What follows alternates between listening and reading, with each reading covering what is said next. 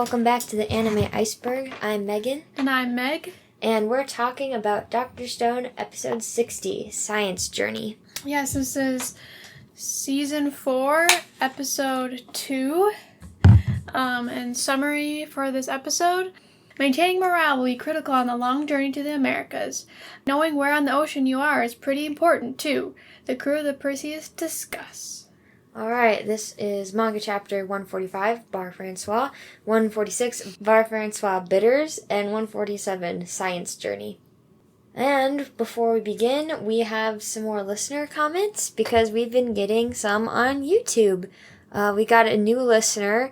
I'm going to butcher this name, but I think it's Lucky Apen 8643, and they've just been on fire with catching up with our episodes and commenting some pretty long comments. So I won't read all of them because there are quite a few, but I will read the comment that made me cry laugh when we read it out loud.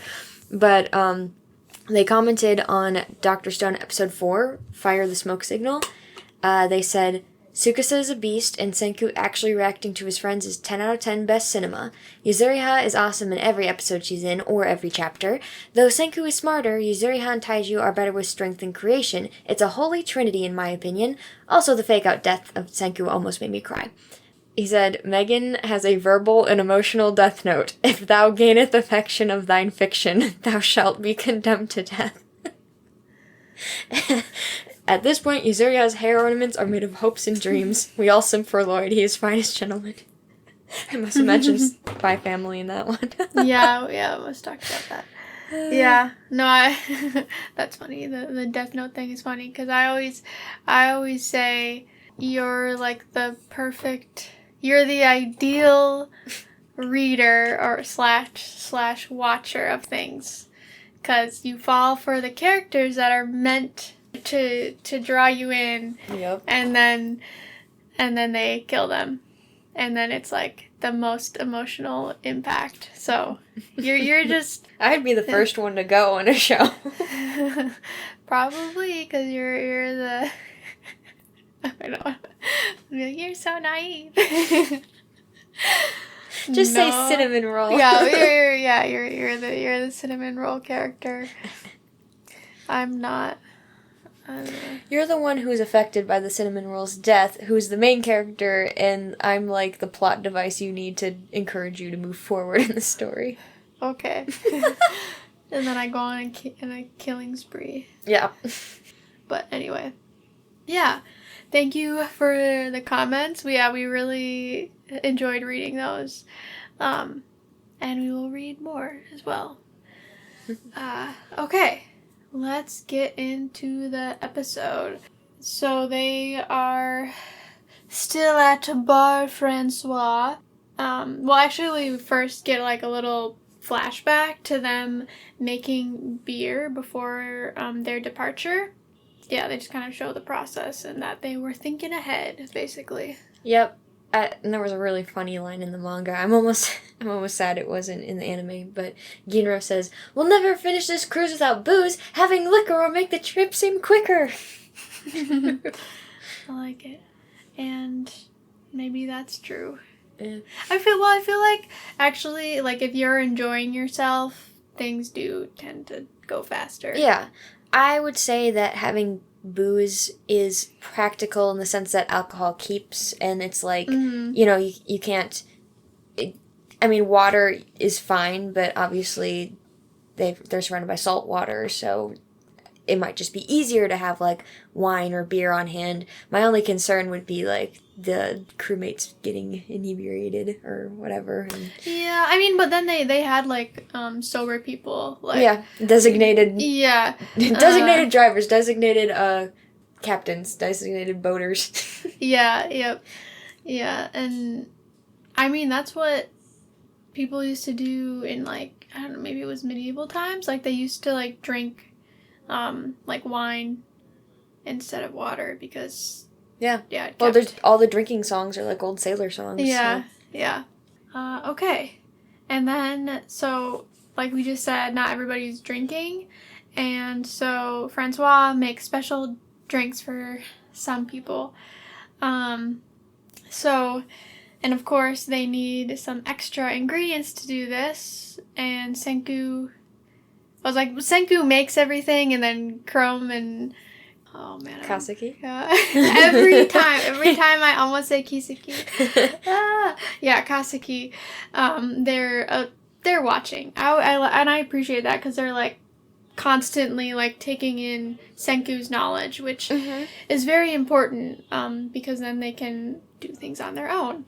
Yes. And then, of course, Anne is providing commentary. And they make two things. They make gum syrup, which is basically like water and sugar, pretty much. And then they also make yogurt. Yep. Which they make yogurt look way better than it actually is, I think. But well, yeah. I thought it was funny how they had to kind of, putz around in the lab to make the gum syrup, and Senku's actually using very dangerous, toxic ingredients to make it, and everyone is kind of, like they have a feeling that he's gonna neutralize it or, make it not toxic, but he keeps adding more, and they're just yelling at him. And in the manga, Senku just goes, "That's enough," from the peanut gallery.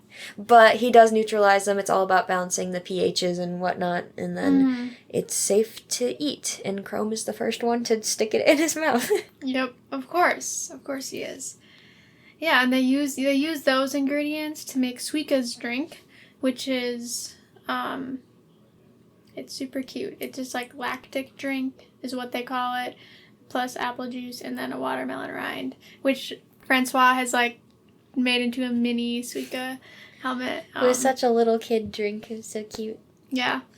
And then they make a bunch of other drinks.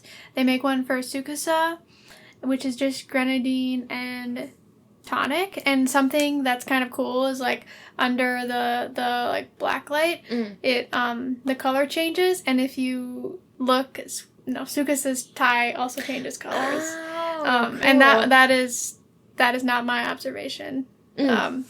We'll share it, but we discovered a new YouTube channel. And I'll share more about that later. And then Francois makes a spicy Cinderella for Kohaku, and then a spicy cola for Gen, and then Senku gets a 3-layer tea latte with matcha. Honestly, that one... His looked the best. Yeah, I think his looked the best. And then Matsukaze also gets one, but then of course we get his backstory first.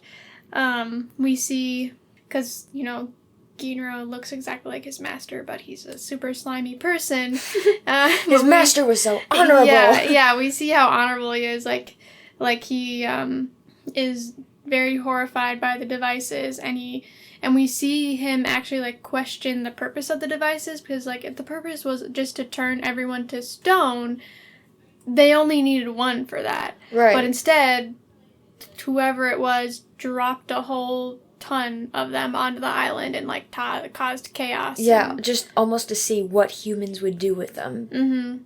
Yeah, and so we get a little bit more of like, oh, who is this person that's doing this? But then anyway, then Francois makes a beer with matcha for Matsukaze, and he is a lightweight. He takes like one sip and is like down. That would be me. In all honesty, I've never had a single drop of alcohol in my entire life, so I'd be down for the count. Yeah. I don't know. You might be surprised. I think you would do one drink. What was I gonna say? Okay, yes. And then we get a little scene with the battle team, where they're all training, and Tsukasa decides that they need Hyoga to train some of the, like Matsukaze, because he's, like, strong, but he doesn't have the technique, and so they need Hyoga. And they revive Hyoga, and they're like, will you join us? And he's like, I will, on 2 conditions. You have to revive Homura and Maz. I think he, like, just connected with Maz at the end of their Yeah, because he was like, fight, I'll teach you my spear technique. Yep. So... And so Maz, and Maz is, like, immediately disgusting, but, whatever. I hate this so much because Ginro, like, he, like, flops between being, like, a total dirtbag and decent. And then he has, like, decent moments. I mean, I feel like Kinro's, like, the only one that's, like, keeping him from being total trash. Because then we get, like, a little scene of, like, the two brothers fighting each other, and it's sweet. Yeah, and now we kind of switch from this training and the bar and everything to, like, actually traveling across the ocean. And we get what it's kind of cute. It's like Ryusui Theater. He tells a story of Vikings, and they had this magical sunstone that allowed them to reach America way before anyone else. And he's like, well, we're not doing that. We're using I'd say a very, very complicated system, honestly, because Ruri is transmitting the time from Japan, and then they're, like, using the sun to figure out what time it is where they are, and, like, basically determine their location. Yeah, and Senku's counting in between to make sure they're on track. Yeah, and then Senku is counting. And Senku, of course, dooms them by being like, as long as we have sunny skies, we'll be good. And then it's, like, immediately stormy. Why did you open your mouth? Yep. And so they need a solution, and then Chrome comes in and saves the day. He and his collection of treasures, he finds a stone, which we later learn, I think is calcite. Mm-hmm. They can use it to find the sun. It's like a prism. The way they do it in the show is Chrome asks Kohaku to, like, shave the rock down so it's all clear. Mm-hmm. And then he puts it in this, like, wooden holder that has a hole. And I think the hole is in the shape of, like, the rocket ship from the Kingdom of Science flag. And so you can, with calcite, there's double images because it's a prism. So he's like, as long as you can find the sun, the images will line up. And that's how you know where the light source is. Yep. So now they can find the sun even when it's stormy. And it's very sweet because we get, like, a little proud dad Senku moment where he's, like, thinking back to Chrome at, like, the beginning of their journey, and when he's like just starting out, and just remembering where he was and how far he's come. And it's very sweet. And it's, to those of you who say Senku doesn't have any feelings, you're kidding yourself. He's just good at hiding them. And not even that. Like, right, you look at his eyes and you're like, you know. He doesn't even try to hide it. No. He just doesn't say it. Yeah. But, yeah, with Chrome's invention, they make it to America. We'll get to see the next part of their journey in the next episode. Yep. So, we got a couple of manga extras. So, we have a worker file for Matsukaze. Sword skills is 5 stars. Fealty is 5 stars. Alcohol tolerance is 1 star. His height is 173 centimeters. Hey Siri. 5'6". Okay, cool. Thanks. Job in the kingdom is bodyguard. Hundreds of years ago, Matsukaze was the most skilled warrior on the island and aide to his lord and master. As someone who follows the Bushido code, he views Y-Man as the detestable villain who took his master's life. Just before being petrified, Matsukaze carved the Medusa design into his own arm in the hope of passing a message to future generations. That decision eventually led him to Senku and friends. Even centuries later, Matsukaze vows revenge. I'm gonna look up that Bushido code. I think that's just, like, for samurai, but... Alright. Bushido, meaning Way of the Warrior, was a code of conduct for Japan's samurai class. It emphasized virtues like loyalty, courage, and honor, influencing not just martial arts but also ethics and social organization. While often romanticized, Bushido's core principles, such as righteousness, benevolence, and respect, continue to resonate in modern Japanese society. I wonder who passed that on to him? Because Byakuya doesn't seem... He doesn't seem too traditional. Yeah, and wasn't he the only... He was the only Japanese person. Huh. Yeah. Interesting. I don't know. Maybe some of the stories in the 100 Tales, he probably... True, he could have... Yeah, I bet he probably used some Japanese mythology to pass them on. Yep, I bet that's how he did it. Anyway, and the other manga note was a Mecha Senku Q&A. Senku's Kingdom of Science now has even more super strong people. Who's the strongest at this point?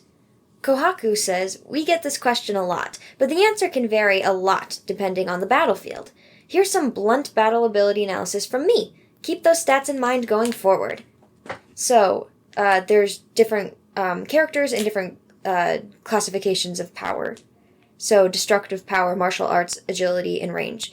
Tsukasa has S-ranked destructive power, double S martial arts, A-ranked agility, B for range. Hyoga has B for destructive power, double S for martial arts, B for agility, double S for range. Kohaku is A for destructive power, B for martial arts, double S for agility, C for range. Kinro is B for destructive power, A for martial arts, C for agility, S for range. Maz is double S for destructive power, C for martial arts, A for agility, S for range. Kirasame, C for destructive power, B martial arts, A agility, double S range. And Matsukaze, A destructive power, S martial arts, S agility, and B range. Nice. Everybody's pretty strong and has... It's well-rounded. Yeah, it's a really well-rounded group. Okay, brief note here. So you may have noticed that Hyoga sounds different in this episode, and that's because there is a new voice actor for him. Jerry Jewell has left the show for undisclosed reasons. If we find out more about it, we'll be sure to mention it, but that is his personal business, so we won't pry. But the role was taken over by Kieran Flitton. I'm sorry for mispronouncing your name. So Hyoga Akatsuki. So Kieran is also Drought from Frieren, Hotai from One Piece, and Suji from Natsume's Book of Friends. Alright, now, something new that we recently discovered, which I'm so sad that we're just discovering it now, because I would have been... You would have been all over that. Yeah, right? I only watched... Okay, anyway, we found it, like I said, we found a new YouTube channel that, like, it's a guy, the channel is it's the person's name, it's Perry, and then, I don't know how to say the last name, but it's, like Chahal, or Shahal, I don't know exactly. But basically, he covers, like, each Dr. Stone episode, or most of the Dr. Stone episodes, and, like, talks about the science in it, which is great, because, like I've said before, I'm a biologist. I don't really know, like, that much about, like, engineering and chemistry and stuff. So I really appreciated it. And I'll just from now on try to cover some of the things that he talked about. And if you're interested in, like, past episodes that he covered, check out his YouTube channel. And I will go back to episode 1. Something that he talked about that I thought was interesting is, like, when they were, like, debating the Great Circle Route versus the Rum Line, he actually said, like, if they tried to follow the Great Circle Route, like, going from San Francisco to Japan, it would actually be longer, because from Japan to San Francisco, they're, like, going with the rotation. No. Sorry, they must be against. They must be going against the rotation of the Earth, because as they go closer, San Francisco is also moving closer to them. But then it would be opposite when they're going the opposite direction. So just something interesting to think about. He also mentioned, like, Gen's card trick with the beetle and the sugar would actually really work, and the beetle is called, there was 2 names for it, but one of it was drone beetle, and it actually is native to Japan.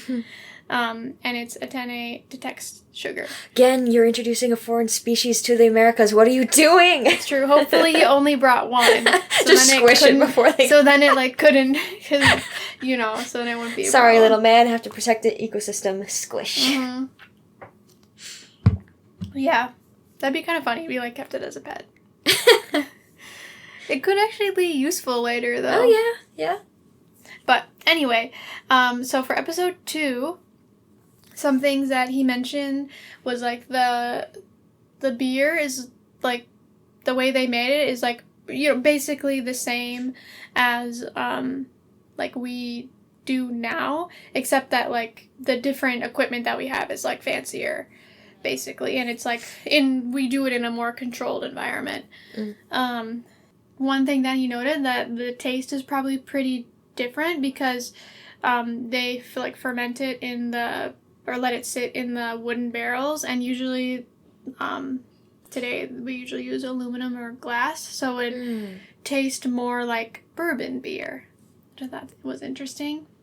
And then also he mentioned that the gum syrup is not actually something that we use in the US. It is used in like Europe and I think he said parts of Asia, but we don't typically use it. Because we have high fructose corn syrup. All right.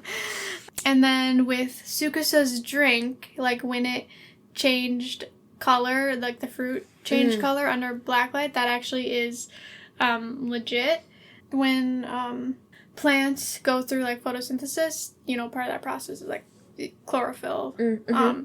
And there's like different types of chlorophyll, and that can some different types can glow, as well as vitamin A can glow. So if any of those like fruits, he said mostly like citrus fruits have typically can glow under light. That's cool. Yeah, we'll have to try that sometime. Right, I was thinking we should try that. Yeah, so put your fruit under black light. It won't hurt it'll just make it look cool. Yeah, and then like we said, they're using a rectangular prism, and basically it's like with the prism, the ray of white light separates different wavelengths of light, so that's why you're seeing like the double image. Yeah, that was kind of the science summary, episode 1 and 2. Yeah. I would say overall, he's very impressed with the sciences. Like, it's pretty legit. That was pretty cool. It was also funny because Meg was catching up on some of those, and I was sitting opposite her, so I couldn't see what she was watching. But that YouTuber watches it in sub, and so like I can catch bits and phrases, but I do not speak Japanese fluently. So it's like I couldn't know which character was speaking, but certain characters would start talking. I'm like, that's Gen, isn't it? That's Senku. Like, you can just, like, the spirit of that character is still there. And then I hear this unholy scream, and I'm like, who is that? Chrome. Yeah, honestly, that's not surprising. I feel like him or Gen would do that.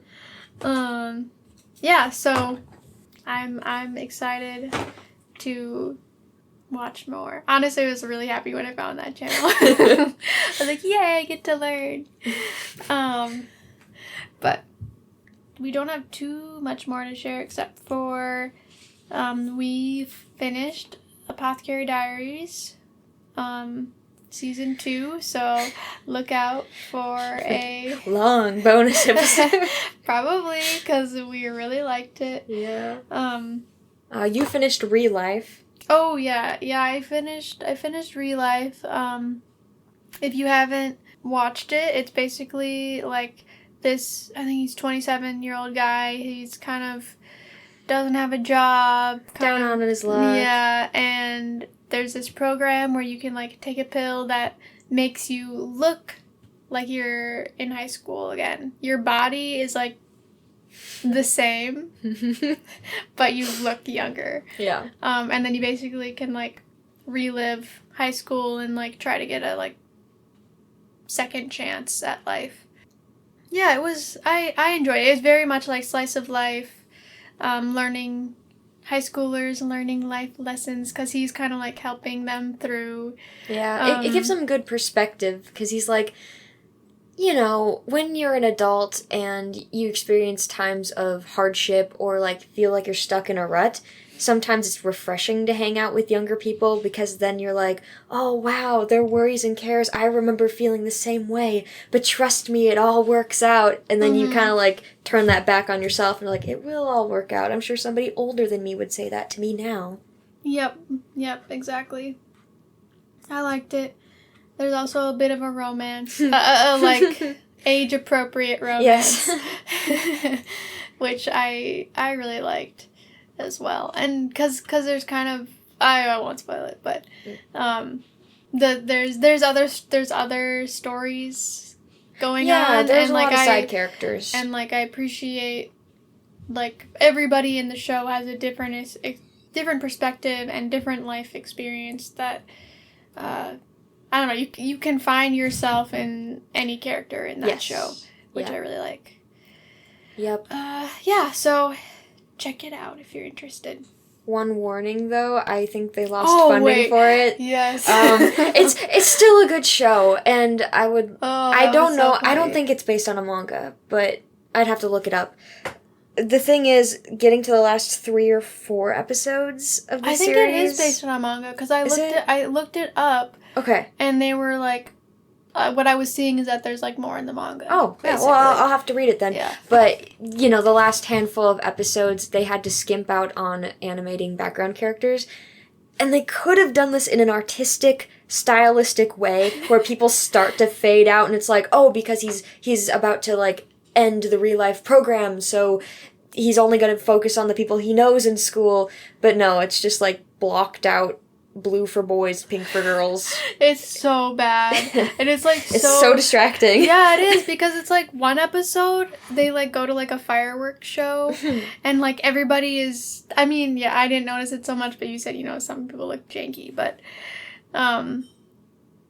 yeah, yep, there is a series, or there's a manga, and, one episode there's fireworks, and everybody's there's a ton of people in it, obviously, because they're at a festival, and everybody's animated and whatever, and then literally the next episode, it's all of a sudden all the boys are blue and all the girls are pink, except for the people that we know in the story, and it's really jarring, and it did really bother me, but I was I had to finish. Well, you're invested in the story at that point. And they know it. But yeah, I think the animation studio might have been behind on funds. Yeah. So, yeah, it was rough, but it was still good, and I'd still recommend it for sure.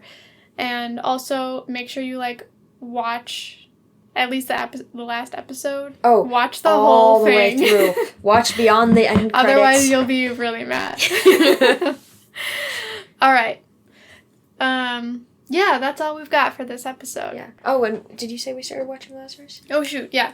So, yes, we finished Apothecary Diaries, and then we just started watching Lazarus. We've only watched 2 episodes, but I like it. So far, I really like it. Yeah. And it's kind of in the same world as Cowboy Bebop, basically. A little bit. It's the same creator. Yeah. I'm sure we'll have a bonus episode about it, because my jaw has already dropped from the animation, so. Yeah, that one's on HBO Max if you want to check it out. Yeah. Yeah, okay, now that's the end. Yeah. Megan, what was your favorite line? Mine came from Gen when he was describing Senku. It's like before you were born, you decided to max out your stats in intelligence, grit, and willpower, but ended up having absolutely nothing left over for luck. That's a good line. Yeah. What about you? Mine came from Senku when they were gonna revive Hyoga, and everybody's like, should we really do this? And Senku was like, relax, we have a gun now. It's so good. Oh, man. Alright, what did we learn? Check out every cool thing, because it could be useful later. Mm-hmm. And then who pushed the story forward? Chrome for finding the Sunstone. Yep. He really... I don't know, he always comes in clutch at, It's because he's so creative and has a good memory for things. Mm-hmm. He'll hear somebody say a phrase, and he'll be like, oh, wait, I think I saw something like that once, and he'll come up with a plan. Yeah. Yep. Alright, we will be back next week with another episode. Yep, thanks for listening. Follow us on Instagram at The Anime Iceberg, and check out our YouTube channel if you haven't already, because we have another experiment video up. Yep. And see you later. Bye. Bye.